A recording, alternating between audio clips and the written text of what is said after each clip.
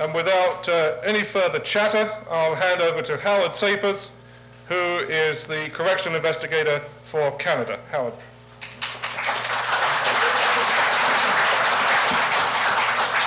Thank you, Dr. Gordon.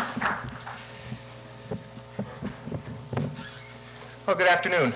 I want to start off by saying that I've been in Vancouver for a couple of days on some other business and also some personal business. My mother lives here, and I had lunch with my mother earlier today, and I was telling her about today's event, and I said that I was going to make a presentation, and then there was a panel, and there were going to be a room full of scholars, and we were going to have a discussion about it. And I told my mom about the panel that was going to be responding, and I said, well, you know, it's senior managers and practitioners with the Correctional Service of Canada, and a former criminology professor of mine. And she said, and you're going to be talking to those people? I said, yeah. And she said, and you're going to tell them something they don't know? Which was a real confidence builder, you know, coming from your mother just moments before you have to come and speak. So I'm going to do my best to tell you some things that are on my mind, and some of it may or may not be new. I hope most of it will be interesting. I'm very pleased to have had the invitation to participate in this version of the Ting Forum. I've had the pleasure of being involved in these fora in the past. I've always found it personally very invigorating and very stimulating, and a great exchange of ideas and information. So I'm sure that today will be no different. And so I look forward to the discussion. I'm going to get through my presentation, I hope, in the time allotted. And if I don't, I know that Rob will give me the yank anyway, so I won't be allowed to go over. I want to give you an unabashed commercial plug for the Office of the Correctional Investigator, and I want to get that out of the way first so I don't forget, because I probably will.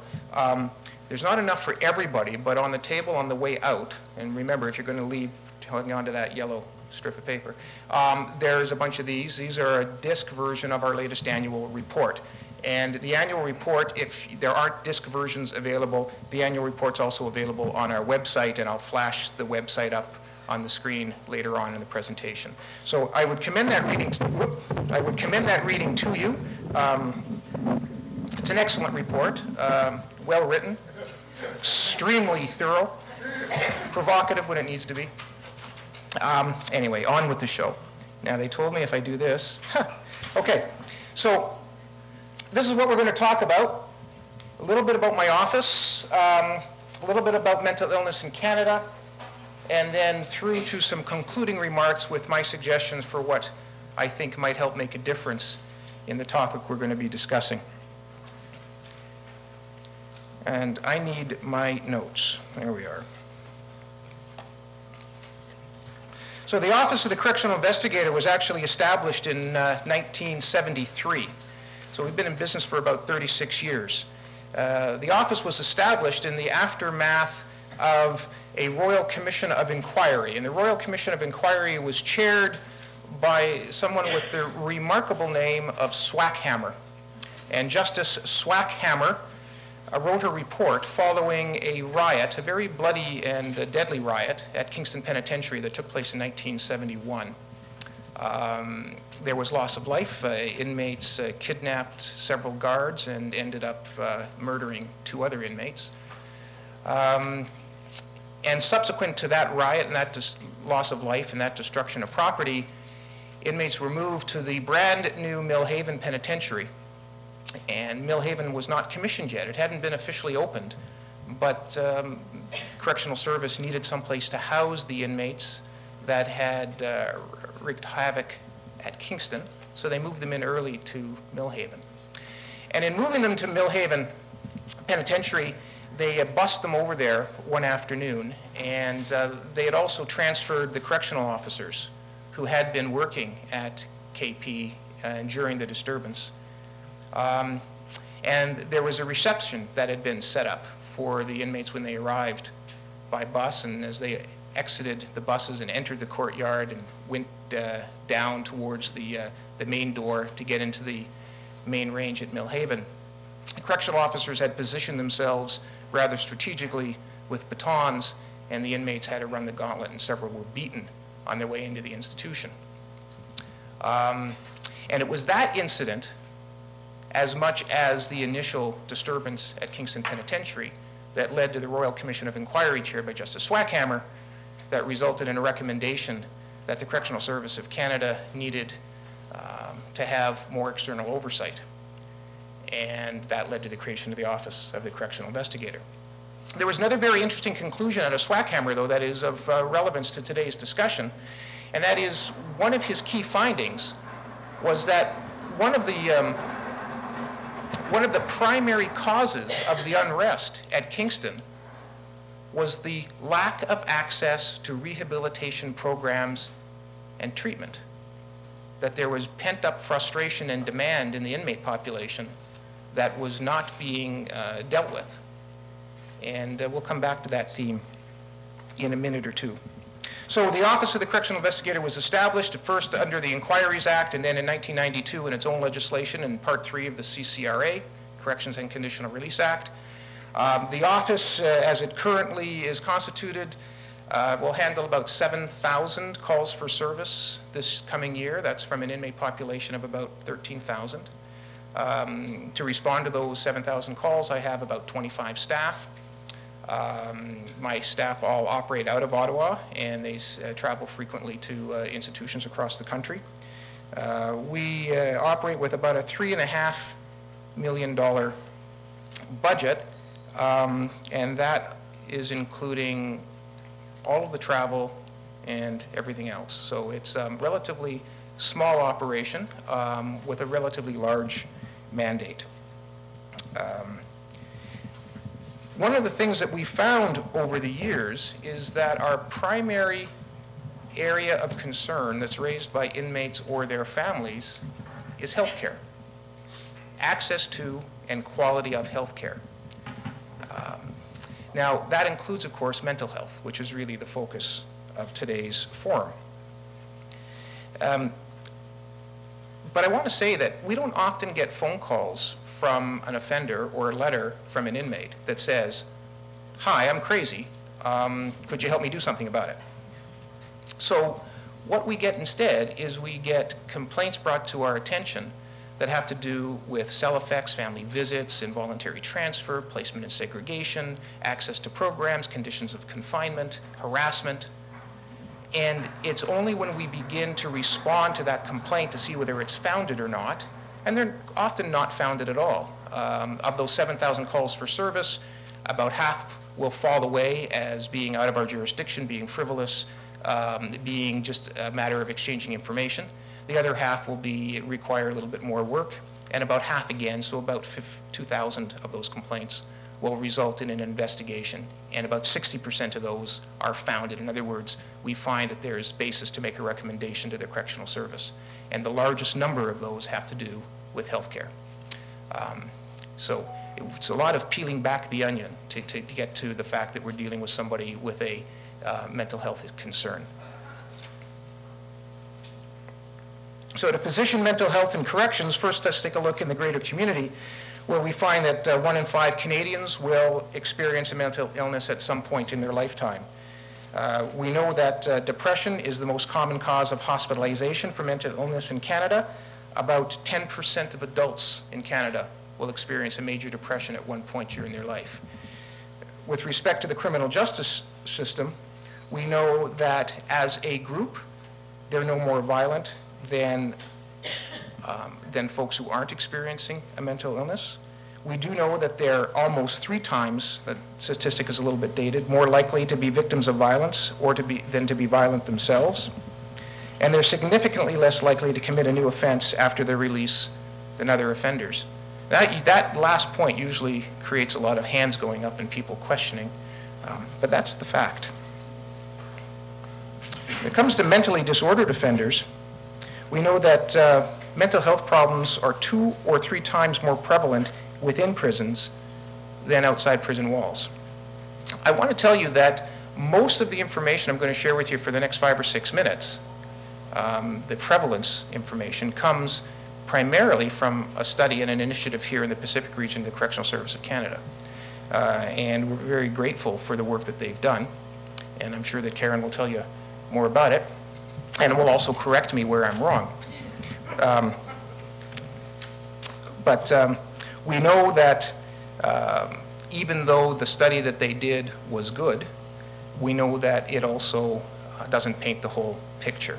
And there is some significant underreporting of some mental health issues.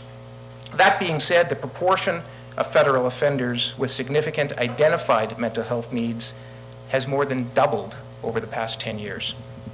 71% increase in offenders diagnosed with mental disorders since '97, and 80% increase in the number of inmates on prescribed medication. At admission, we find 11% of male offenders have significant mental health diagnosis. 1 in 5 are taking a prescribed med. 6% are receiving outpatient services. 25% will present some form of mental health concern at some point during their sentence. All that being said, in general, we know that for women offenders, they're twice as likely to have a mental health diagnosis at admission, and over almost a third have had a previous history of a psychiatric hospitalization. One of the major issues facing corrections and officials in corrections is the fact that offenders with mental disorders are typically afflicted by more than one disorder, often substance abuse. As high as 4 out of 5 offenders dealing with that kind of comorbidity. Incidents of serious harm in this context have gone up by 30% this year alone. This includes all kinds of self-harm and other kinds of security incidents. We know that on average, about a dozen inmates in federal penitentiaries will commit suicide. For every act of suicide, we estimate there's about 20 attempts. The rate of suicide in prisons is about 10 times that of the national average. Overall, the Correctional Service of Canada will deal with somewhere between 50 and 60 deaths in custody from one cause or another in any given year. And often it's very unclear whether these deaths are related to health status, and in fact whether deaths are accidental, related to previous known health conditions, or whether they're suicidal. For example, a death that I'm certain many of you have heard about, the death of a 19-year-old young woman by the name of Ashley Smith, who died in a segregation cell at Grand Valley Institution in October of 2007. That death is still officially on the books as an unknown cause. It's not clear whether Ashley committed suicide that day or not.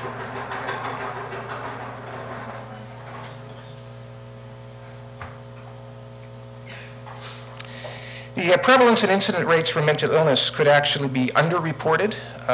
For example, they don't capture a lot of brain injury, including fetal alcohol syndrome. Could be underreported due to stigma, the stigma of self-disclosure, or neglect. It's estimated that at least 1 in 8 inmates has a diagnosed mental illness. At today's numbers, that means about 1,500 offenders in the current population. Now, interestingly, the Correctional Service of Canada in the past has estimated that in its 5 regional psychiatric hospitals, they only have about 50% of the capacity they need on any given day to deal with that population of offenders who are experiencing an acute phase of their mental illness.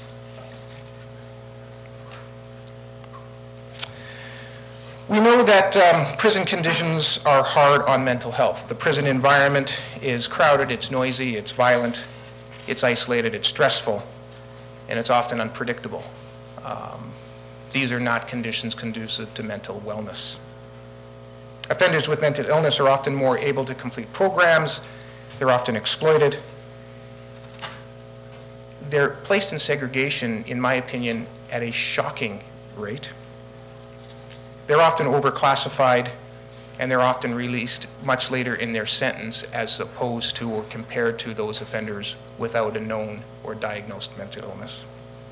Mentally disordered offenders may exhibit symptoms of their illness through disruptive behavior, aggression, violence, self-mutilation, or simply the refusal to follow rules.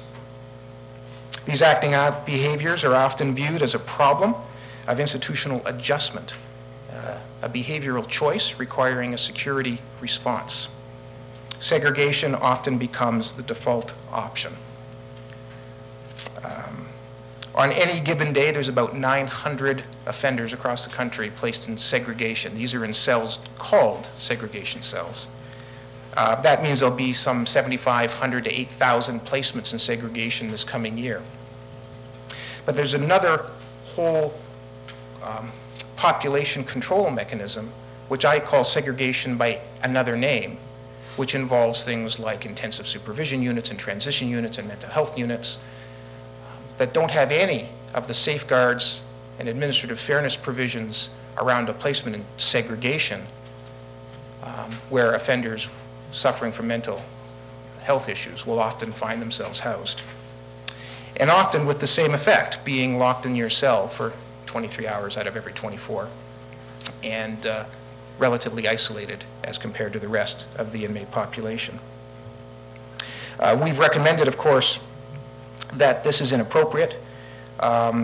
It's inappropriate. The service has recognized that themselves. They know that the average length of stay in segregation of 95 days is far too long and contrary to the policy framework around segregation. Shockingly, 1 in 5 segregation placements will last over 120 days or longer. When you think that segregation is the most isolated form and most punitive form of confinement, it suggests that something else needs to be done. Now, the Correctional Service is launching a segregation review yet again, and it's a good thing. It's an external review. It'll be well-informed and well-focused, and we're hopeful it'll lead to some change. We've made some other recommendations around segregation. One is that if these segregation by any other name units are going to stay in place, that they develop the same procedural safeguards that true segregation units have. Number 2, we think that there should be independent review of any segregation placement of an offender with a known mental illness.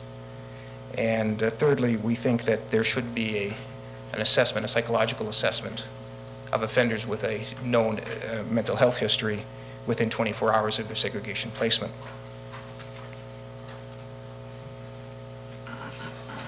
You're probably aware that the Correctional Service of Canada is the sole healthcare provider for federally incarcerated Canadians. The federal inmates are not covered by the provincial health schemes in where they are incarcerated. So the federal government is the healthcare provider for federal offenders. And the legislation is very clear. It says the Correctional Service shall provide every inmate with essential health care and reasonable access to non-essential mental health care that will contribute to the inmate's rehabilitation. Now, the service is also further obligated by legislation to take health status into consideration as a factor in every decision it makes. Every decision it makes about the management of that offender's sentence. Health status has to be a factor. That's what the law says. CSA policy states that a continuum of essential care for those suffering from mental, emotional, or behavioral disorders will be provided consistent with professional and community standards. So in other words, what you should be able to get on the outside, you should be able to get on the inside.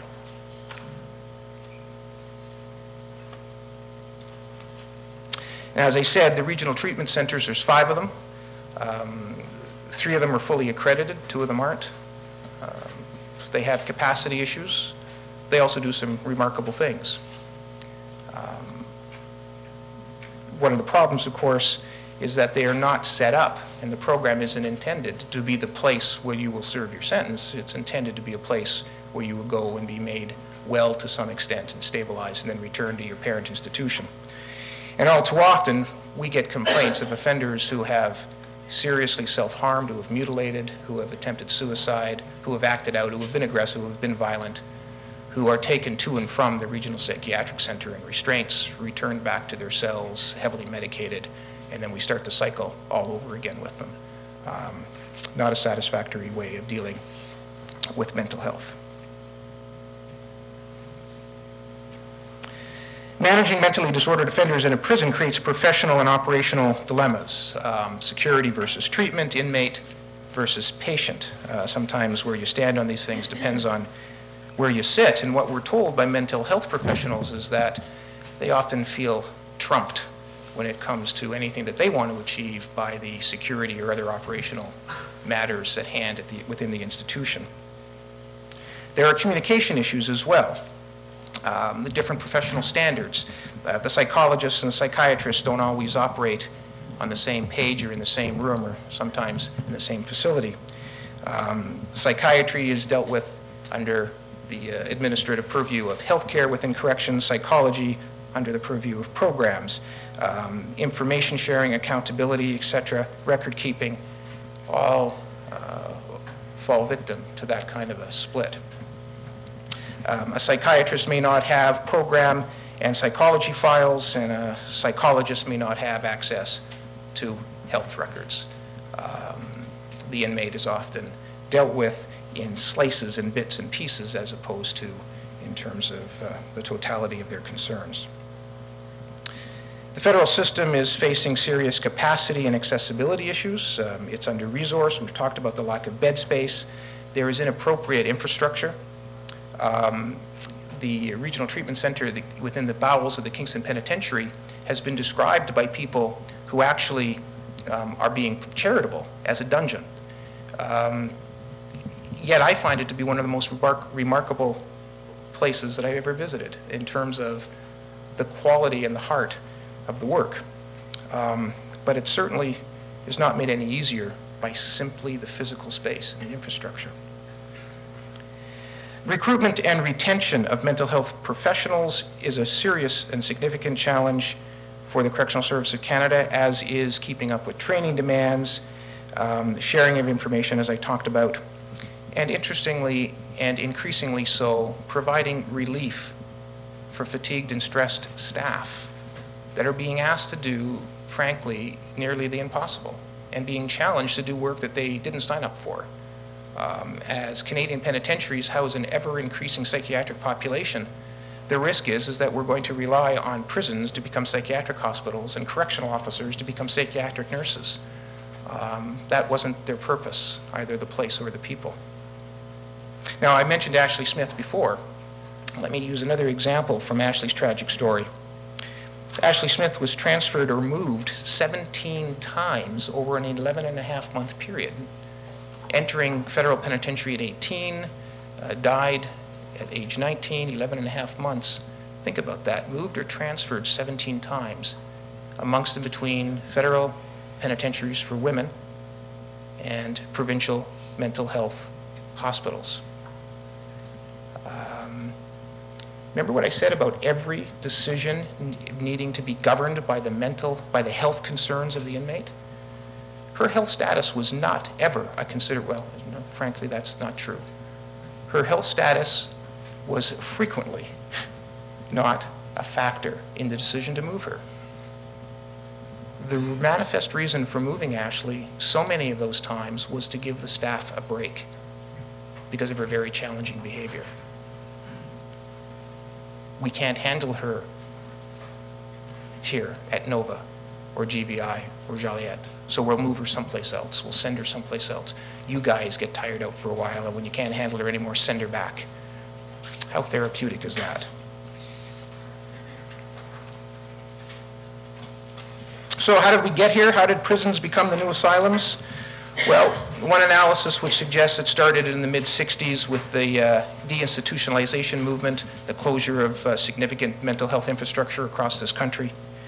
The community supports that were promised with the closure of those large-scale mental health facilities never materialized.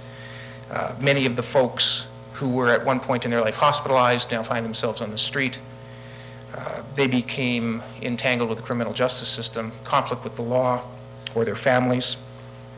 We criminalized mental illness behaviors. I've heard too many stories of a person in an acute phase of their illness, perhaps a schizophrenic, knowing that they're in trouble, knowing that they need help, presenting themselves to an emergency room, being very inappropriate in how they are demanding assistance.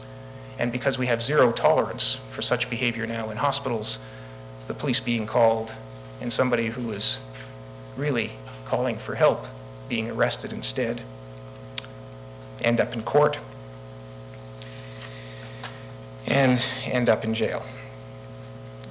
Goes along with that, criminalization, of course, is the other marginalization of those behaviors that results in homelessness, poverty, substance abuse, and social disadvantage. And of course, when they do get to prison, we already know that prisons aren't suitable for that purpose. Now, this slide is already out of date. The very top line should say, former Public Safety Minister Peter Van Loan. I don't know what the current Public Safety Minister would say about this. I'll make sure I ask him when I see him next week. But recently, the just former Public Safety Minister was speaking and said that too often people with mental illness end up in prisons, which are not the appropriate places to house or care for the mentally ill. So you're right, Mom, I'm not telling these people anything they don't know. That is well known and well understood. Needs of federal inmates suffering from mental illnesses and addictions can only be met through a significant change. And that change can only come if it's integrated within some other larger changes. And I'll talk about those in a couple of minutes. Ted Ormston, who is the founder of Canada's first mental health court in Toronto, and now the chair of the Consent and Capacity Board for Ontario and the Mental Health Commission of Canada's Law and Mental Health Subcommittee, has simply dismissed Canadian prisons and jails as warehouses when it comes to the mentally ill. The Correctional Service of Canada needs to devote as much attention to meeting the mental health needs of its inmates as it does to the security and risk needs of its inmates. Now, CSC psychologists are primarily engaged in risk assessment as opposed to treatment and therapy. Interventions typically only occur at a crisis point. Now, this is very important because we're told that program capacity is the issue. That if we had more resources, we could get offenders into programs, we'd be able to make progress on this problem. And of course, preparing for release is really what we're supposed to be talking about today and moving into the community. The problem is that if you take a look at how the Correctional Service of Canada allocates its resources, you see some rather interesting things. For example, aside from education programming, core correctional programming, so this is not including education, not including healthcare, core correctional program, the programs that are prescribed to inmates when they are assessed at intake, represents less than 2% of the $2.5 billion budget of the Correctional Service of Canada. So 98% is being spent on something else. Program capacity has often been a factor in some tragic failures of the system.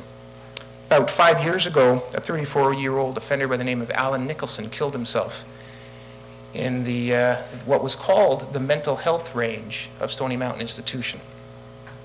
At the inquest, the presiding judge came to the conclusion that the mental health range at Stony Mountain Institution was a range in name only, that he could discern no difference in routine support or program between that range and any other range at Stony Mountain.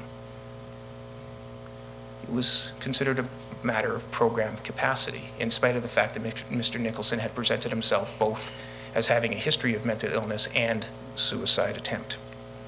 Now, that was about 5 years ago. Just a few weeks ago, in the middle of December, another inquest report was released on another death at Stony Mountain Institution. This time, an 18-year-old serving his first federal sentence. 18-year-old Devin Newson had a history of mental illness and substance abuse.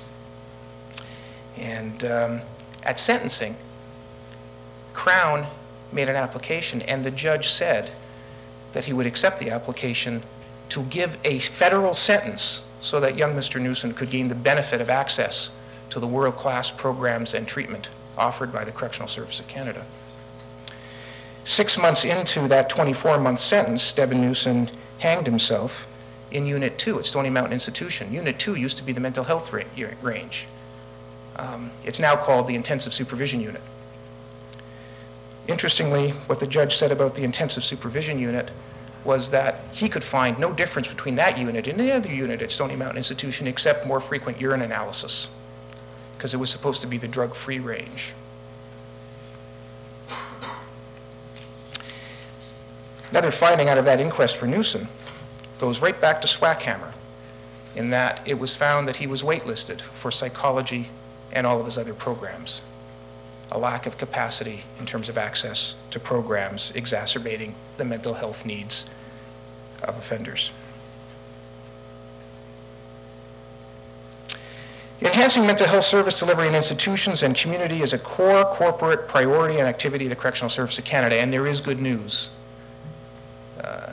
Really, nothing that I've shared with you is unknown to the men and women that work in the Correctional Service of Canada, and the challenges are certainly not unknown to them either. New and dedicated funding has been committed in recent years.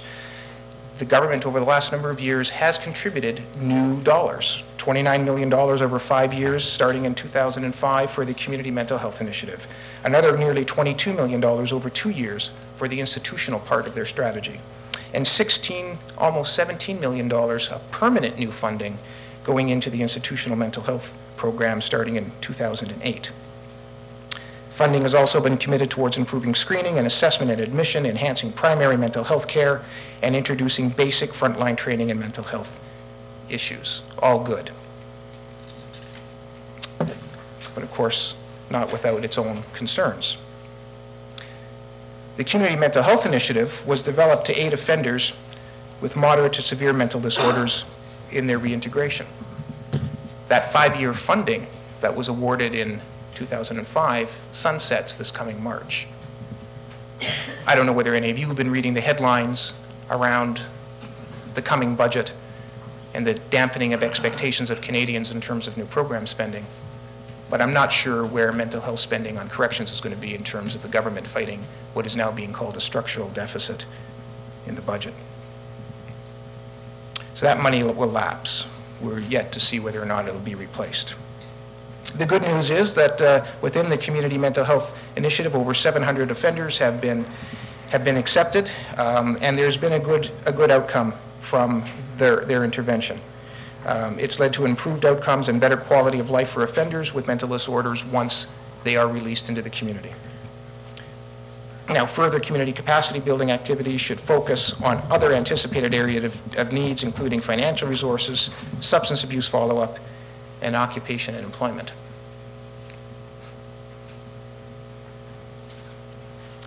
Another issue is that the Correctional Service of Canada receives this money in such a way that it's actually very hard for them to spend it.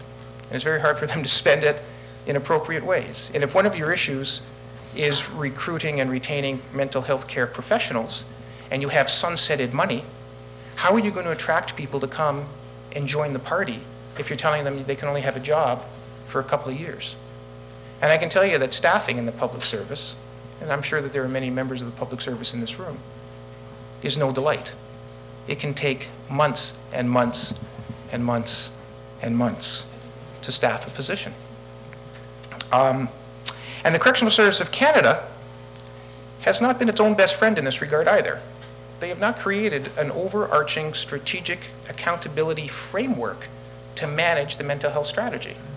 So it's been very difficult to pull all the pieces together in terms of knowing who's accountable for what, when, for what reasons, and what all of the expected outcomes will be.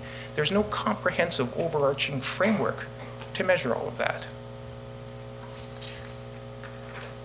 Now, prescription. I think I need to go back. Anybody know how to make this do that? There we are.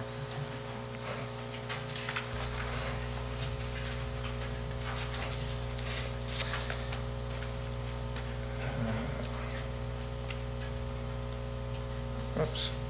Okay, I broke the machine. Right click on the power. Believe me, I have been. Okay. I think does that look right? Okay. So, aside from getting the permanent funding for the mental health initiative, Secure adequate and permanent funding to establish intermediate mental health care units. These are units that are in the parent institutions, something that's not quite the regional psychiatric hospitals, but something that's better than these segregation units by any other name. Develop this management accountability framework that I was speaking about. Enhance efforts to recruit and retain and train professionals. And on that point, I can tell you, even with all of those millions of dollars that I showed you on that other slide, by the end of 2008, 3 years after the allocation of nearly $30 million, only 50 new community mental health positions were created and filled by the Correctional Service across the country. The need to treat self-harming incidents as mental health and not security issues and develop a national strategy to manage chronic self-harmers, provide focused and dedicated mental health training, and implement an interdisciplinary and truly integrated continuum of care approach that deals with some of those communication and cross-professional boundary issues that I mentioned previously.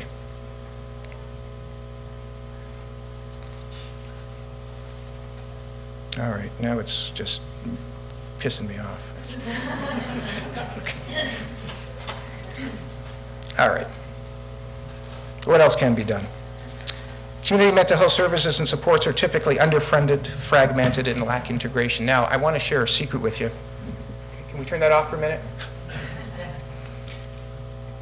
I should really say on this side, everywhere across the country except British Columbia. And I'm not just saying that because I'm here. I'm saying that because BC really does lead the country in terms of addressing this very issue in terms of integration, and is demonstrating some leadership that, quite frankly, I think is undervalued on a national level. But it is still true that no single agency or jurisdiction has control or ownership over this problem. But there is a growing consensus on the need for coordination and integration. Now, this is not just something that's new to Canada or idiosyncratic to Canadians. Countries right across the world have been grappling with this. There are some interesting examples internationally. One comes from Australia, New South Wales, and their Justice Health Experiment, which is a standalone integrated healthcare provider dedicated to those who are in conflict with the law and their families.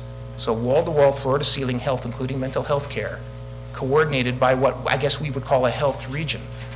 So regardless of where you are within that state of New South Wales, you get the health care that you need. And it's delivered as a health providing entity as opposed to a correctional entity. And they have equal status at the table when it comes to managing an offender's sentence. An interesting model to explore. But what we really need to do is develop a national strategy for mental health and corrections. Now, elements of such a strategy are manifold. They would include mental health courts, drug courts, diversion programs, crisis intervention, a whole range of things that are done patchwork right now, but not brought together and integrated. A coordinated, seamless, and integrated national strategy for mental health and corrections is required, and it's been called for. It's been called for by my office, it's been called for by the Mental Health Commission, it's been called for by others that have looked into correctional matters, such as the Children's Advocate for New Brunswick, when he looked at what happened with Ashley Smith, the correctional review that took place in Newfoundland that called for an integrated strategy, and other voices as well. It's time that we got on with that. And it really is a matter of paying us now or paying us later. We're dealing with the same population. We're dealing with the same needs. And whether we pay for services in the community, or we pay for them in hospitals, or we pay for them in prisons, the fact is that we are going to be paying for them. And we should do it in a way that makes the most sense, where we get the most bang for our buck, and where we do it with the most decency and the most humanity. Prison is a very blunt instrument for managing complex social problems. Warehousing mentally ill persons in conditions and environments that are poorly suited to meet their needs promotes neither public safety nor rehabilitation. Doing more of what we have been doing won't change the outcome. I think it was Einstein who said that the definition of insanity was doing the same thing over again and expecting different results. I think it's time we moved on. Thank you very much. Look forward to the discussion.